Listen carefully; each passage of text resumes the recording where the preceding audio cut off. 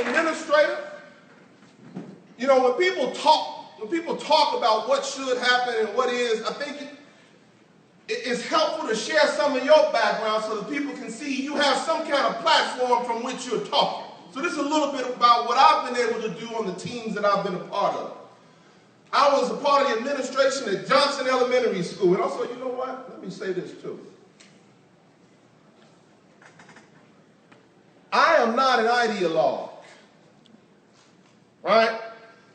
I don't stick with a position just because that's the position that that's supposed to be taken by the group that I belong to.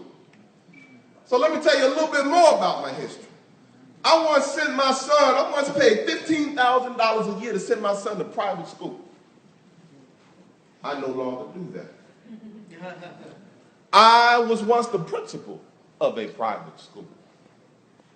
I once put in a proposal to start not one, but 2 charter schools. I was once a finalist for a principal position in a charter school.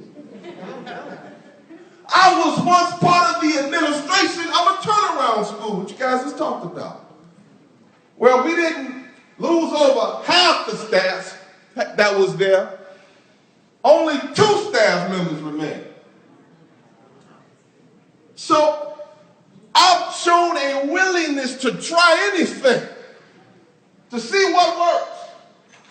But after a while, you don't need to experiment anymore. You start noticing things. You start to see what works. And so I'm speaking from that position as someone who has tried it all, looked at the research, looked at what happens in other countries and thought something's not right with all of this. Am I making sense? Yes. All right. So this is one of the schools I was in as an assistant principal as part of the administration at Johnson. We came into Johnson, achievement was at 42% in terms of students meeting standards in reading. 42%. Johnson is an all-black school on the west side of Chicago. In just 2 short years, we got it up to 62%. I sure need my glasses. I'm like, what does that say? And that is, this is the reading it's a little stronger than mine.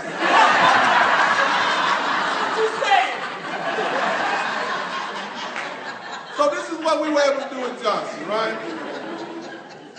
This is math. Went up from 40-something%, 44, to almost 70. Now, this wasn't with different students, same students. After I left Johnson, I went on the other side of town, to the north side. Became principal of a school called Blaine, completely different. Johnson was all black, mostly poverty. Blaine was one of the wealthiest communities in the city. A few blocks from Wrigley Field. This is what happened at Blaine.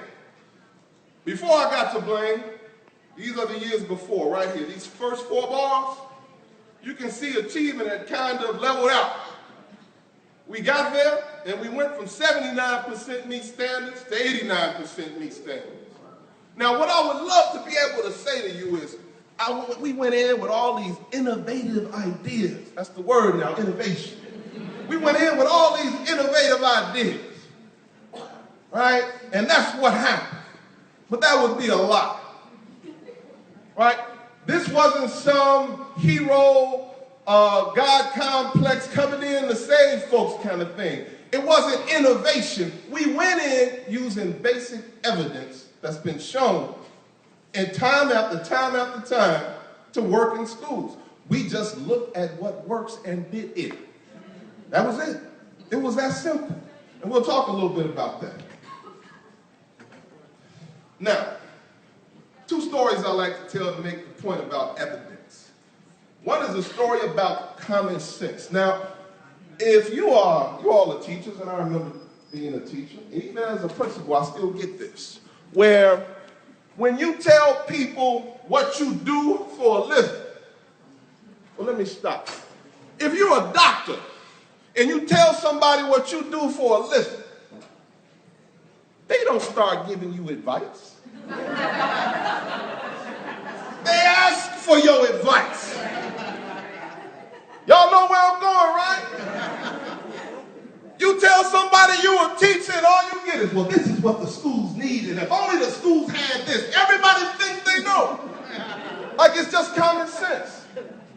And one of the stories I like to tell to make this point is the story when my son was 1 year old. He had a fever, woke up in the middle of the night, his mom was, and she's like, go get a wet towel and put some lukewarm water on it. And I said, no. Put some cold water on it. Right? He's got a fever. The water should be cold. That's common sense, right? Yes, it is. Common sense. He's got a fever. He's hot. You want to put a cold compress on his head. Common sense. She said, no. Make it lukewarm. If you put a cold compress on his head, it's going to make it worse. I said, what are you talking about?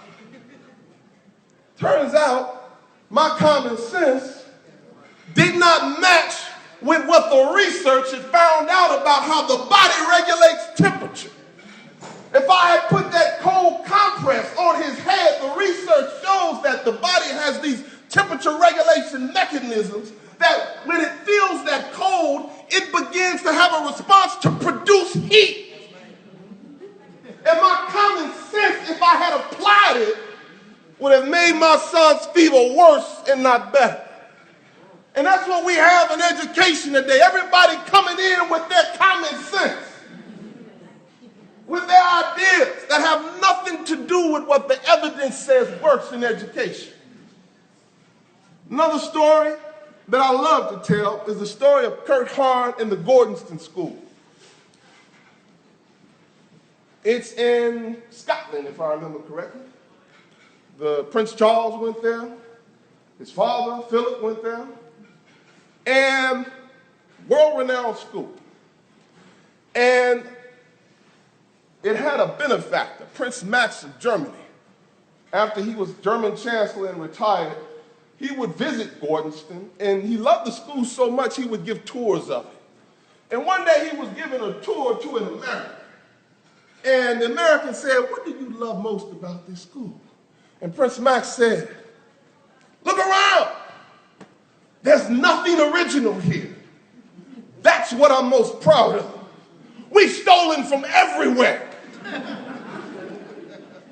And the American says, but ought you not aim for originality? And Prince Max says, education, like medicine, is based on the wisdom of 1,000 years. You go to a doctor to get your appendix taken out, and if that doctor says, I'm going to take your appendix out in the most original manner possible, I highly recommend you go and see another doctor.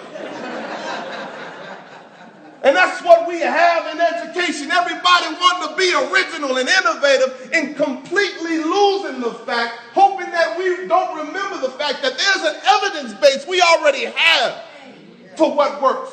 But if you know about that evidence base and you rely on it, then you don't need them and their charters and their privatization and their innovation, which is basically just an excuse to come in and try out anything on our children.